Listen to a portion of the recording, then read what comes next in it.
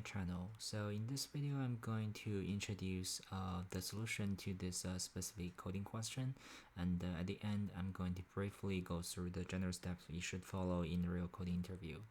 So before I start the real content, I would really appreciate if you can help subscribe this channel because it can help me to grow. So I really appreciate that. Thanks a lot. So let's get started. Let's see the problem. Given two strings s and t, determine if they are isomorphic. So two strings s and t are isomorphic if the characters in s can be replaced to get t. So all occurrence of the character must be replaced with another character while preserving the order of the characters. So no two characters can map to the same character, but a character may map to itself. That sounds good. So let's see the example. Let's see the first one, to be replaced with a, g replaced to be d. So we are going to return true. And for this one, we are going to return false because the two o is mapped to two different characters. So let's see the constraints. So it says that s.length is okay. So it says that the string is not going to be empty, and also t.length is equal to s.length, and s and t are all consist of the ASCII characters.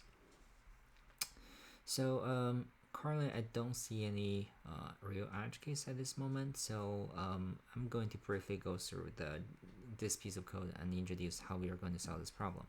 So the general solution is we use a hash map. The hash map is a character to character hash map. So we have two maps.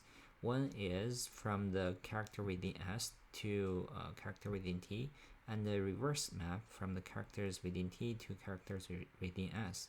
It's because there could be like the same character mapped to two different characters within t, or the same character within t mapped to two different characters within s. So that's why we essentially need to keep two maps. So first of all, some edge case checking. Although it says that s and t has the same length, if we check that, it would be great. But I would say it's a very good question to bring to the interviewer to ask if s and t can have different lengths. So let's go through this one. So we define two maps, the map and the reverse map. So we go through each of the index within s and t. So we get the corresponding character within s, we get the corresponding character within t.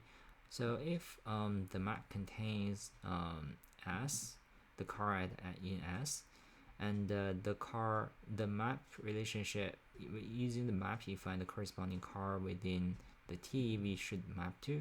If it is not equal to the current car within t, then we are going to return false. So similarly, we are going to do the reverse map, and at the end we will put the s to t projection to the map and the t to s projection to the reverse map.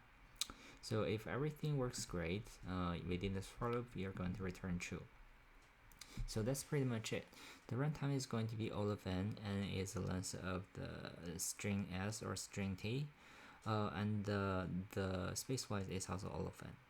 So for a real interview, usually start to understand the question, some questions to clarify if you don't understand somewhere, and also think about some edge cases. So remember, don't jump into the coding part too quickly. So the second part is about talking about the approach. Think about ideas and talk about the approach. Think aloud. So you will need to get an agreement with your interviewer about the approach you're going to proceed, and you do some necessary space and runtime analysis, and then you're going to do the coding. So remember, don't start to do coding too quickly.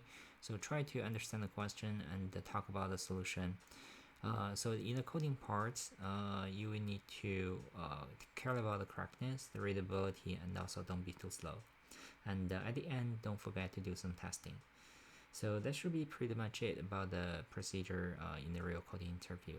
So that's it for this video. So thanks for your time watching this. I hope you find this a bit helpful. So if you liked it, please help support this channel. If you have any question, feel free to leave some comments, and I'll see you next time. Thanks for watching.